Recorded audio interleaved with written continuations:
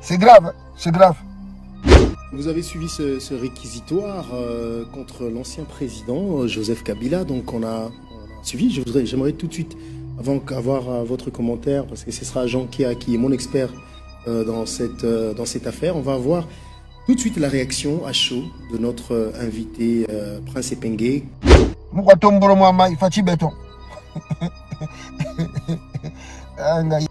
La démarche initiée par le sénateur est et sera contre-productive, eu égard aux efforts qui sont déployés pour retrouver la paix et la stabilité. Venons voir la suite des événements pour...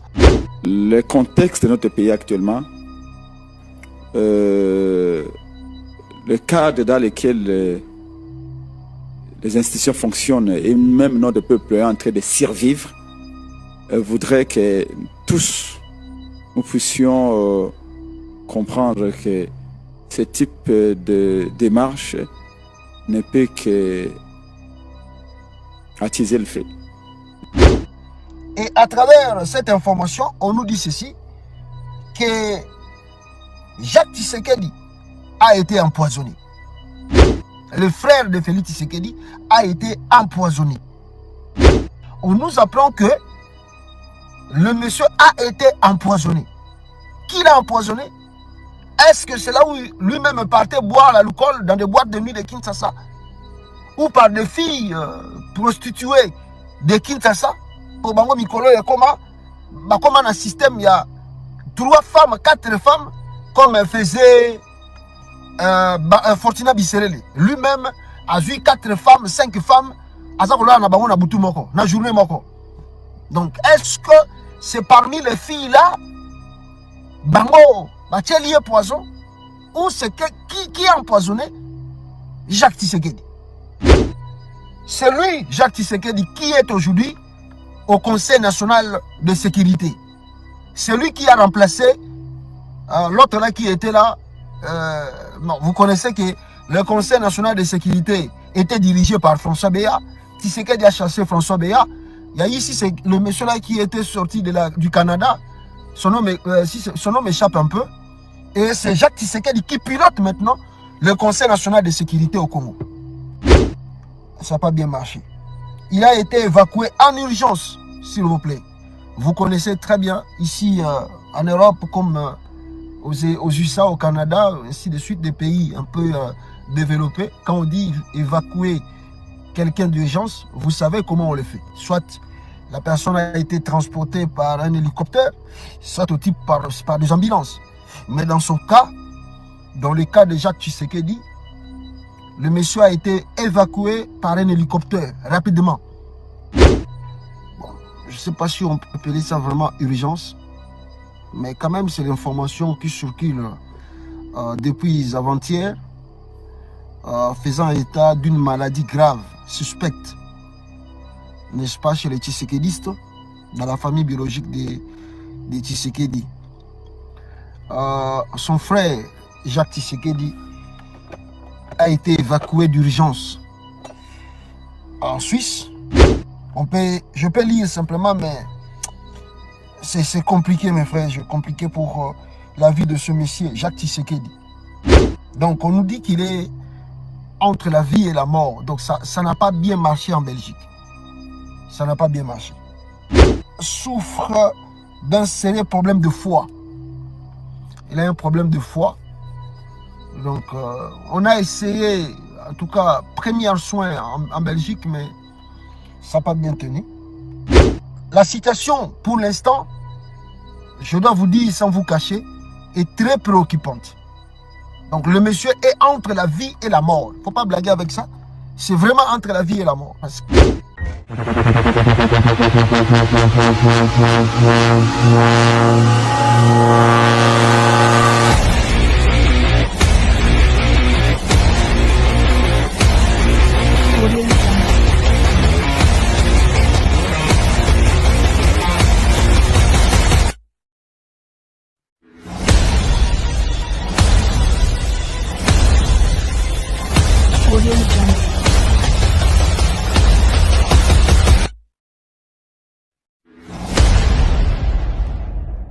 juste vous faire part des informations que nous avons reçues. Bon, je ne sais pas si on peut appeler ça vraiment urgence, mais quand même, c'est l'information qui circule depuis avant-hier, faisant état d'une maladie grave, suspecte, n'est-ce pas, chez les Tshisekédistes, dans la famille biologique des Tshisekedi. Son frère, Jacques Tshisekedi, a été évacué d'urgence en Suisse, mais malheureusement, avant qu'il soit évacué en Suisse, Jacques Tshisekedi était, n'est-ce pas, en Belgique, là où il était réellement en convalescence à l'hôpital, d'un hôpital de Suisse, où il suivait les soins. Mais là-bas, tout n'a pas bien marché. Alors, il fallait qu'il soit encore évacué, n'est-ce pas? Maintenant, ils ont choisi des spécialistes et ils ont trouvé l'endroit où l'hôpital, où il peut peut-être être sauvé par les médecins, les spécialistes. En tout cas, bon, je peux lire simplement, mais c'est compliqué, mes frères. C'est compliqué pour la vie de ce monsieur, Jacques Tshisekedi. Donc, on nous dit qu'il est entre la vie et la mort. Donc, ça n'a pas bien marché en Belgique.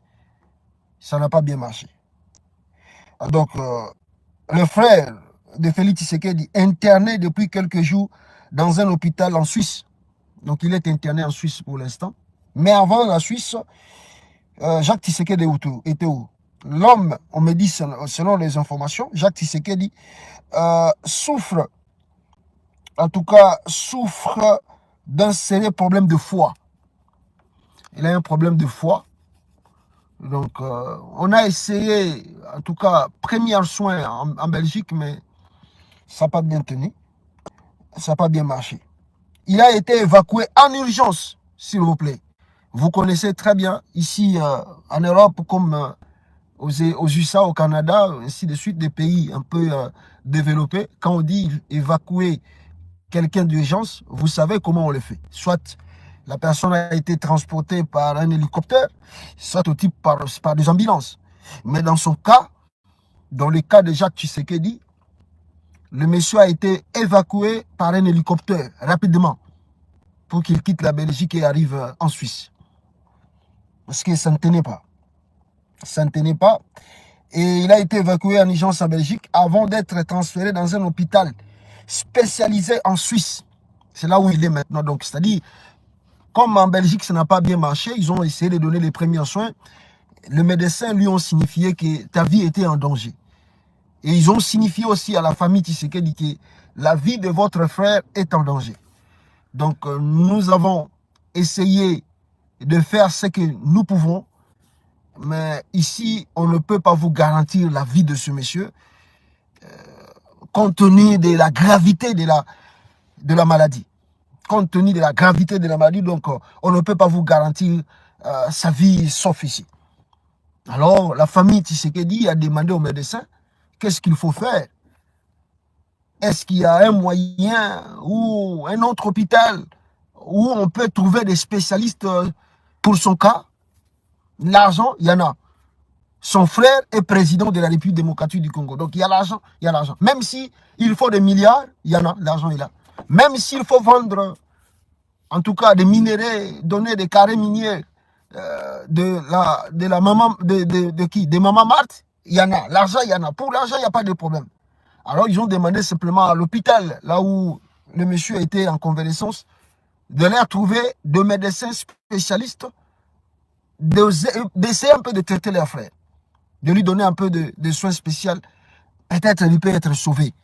C'est comme ça la Belgique a essayé de voir. Les médecins savent un peu là où il y a un peu de cliniques spéciales ou spécialisées dans ce genre de maladies. Alors c'est là où ils ont vu que c'est vers la Suisse. Il y a, je crois, des cliniques privées où on peut traiter le frère de Félix Tshisekedi, Jacques Tshisekedi. Alors, Alors, la situation, pour l'instant, je dois vous dire sans vous cacher, est très préoccupante. Donc, le monsieur est entre la vie et la mort. Il ne faut pas blaguer avec ça.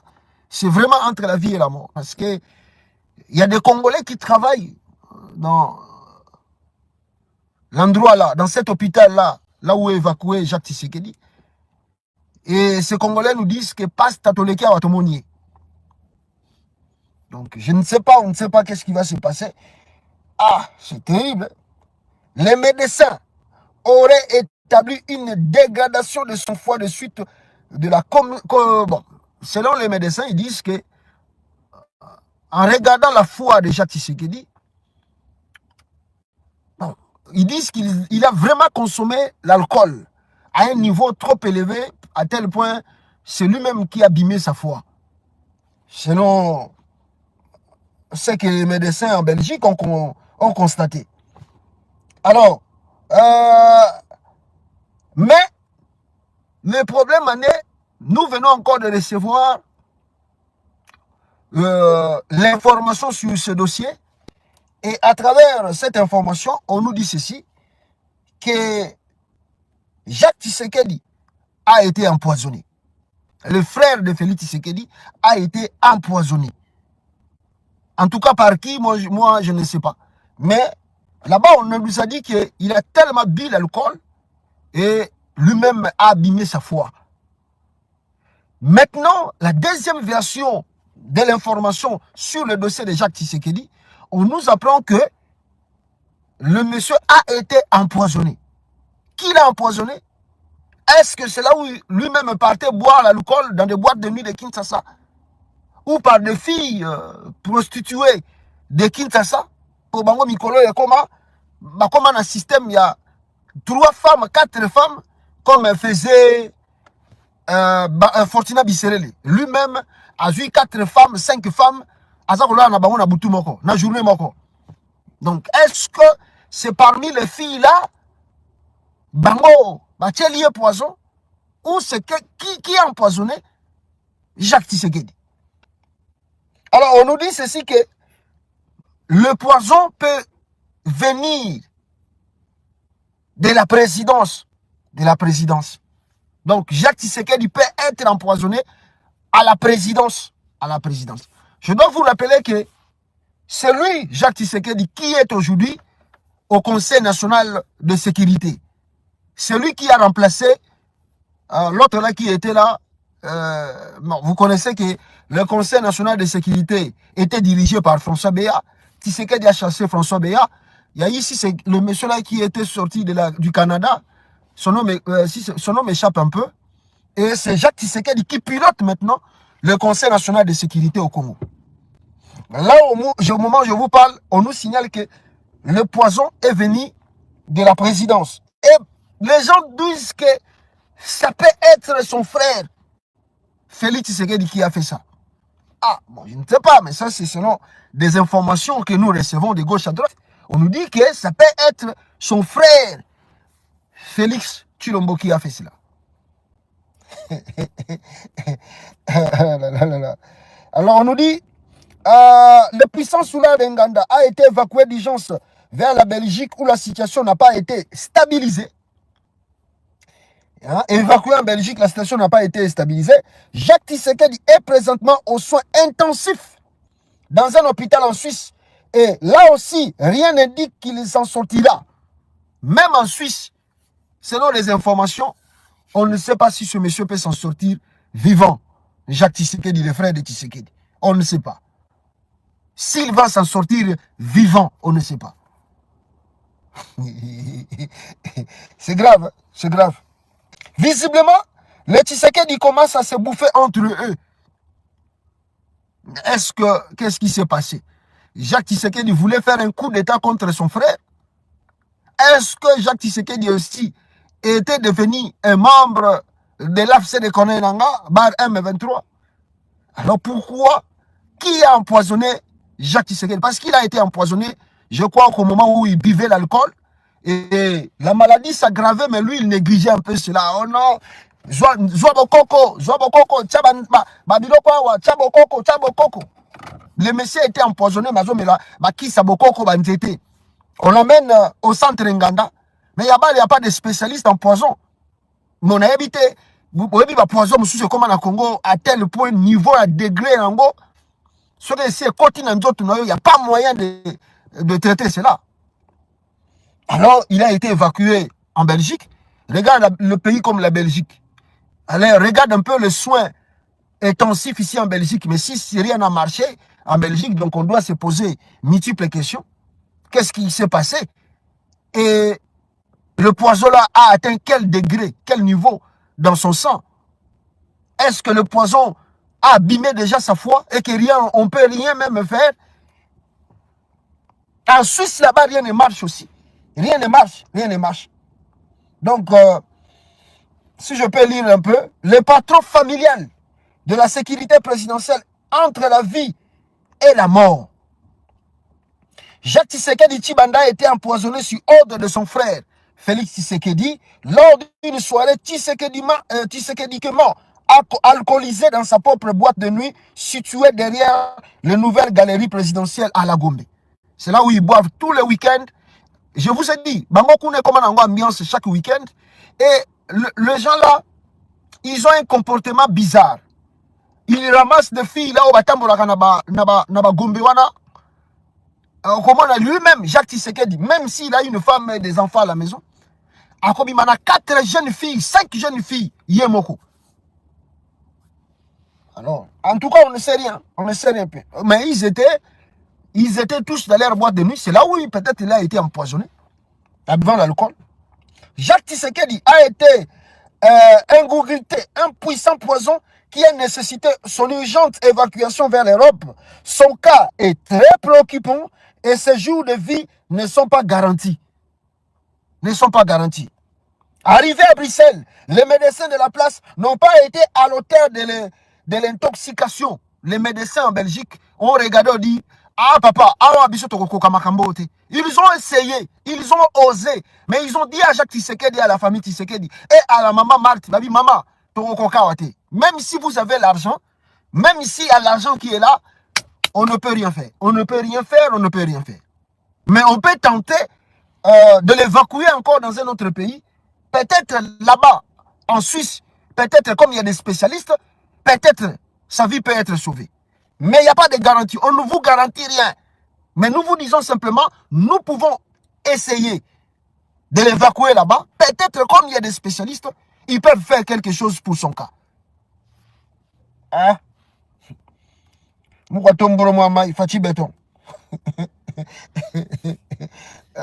Jacques Tshisekedi a été transféré en Suisse où il poursuit un traitement de rattrapage. Ah, venons voir. Hein. Venons voir parce que maman Marthe Azol est là, héros. Maman Marthe Azol est là. Azol est là, Makassi. Venons voir la suite des événements. Venons voir la suite des événements pour... Au moment où je vous parle, maman Marthe pleure. Maman Marthe Azala Matanga parce que... Je ne blague pas. Maman Marthe Azol est là. Maman Marthe Azol est là. Babomeninga mwana, babomeninga mwana. Ah. Voilà, je me limite par ici. Vous avez suivi ce réquisitoire contre l'ancien président Joseph Kabila. Donc on a suivi.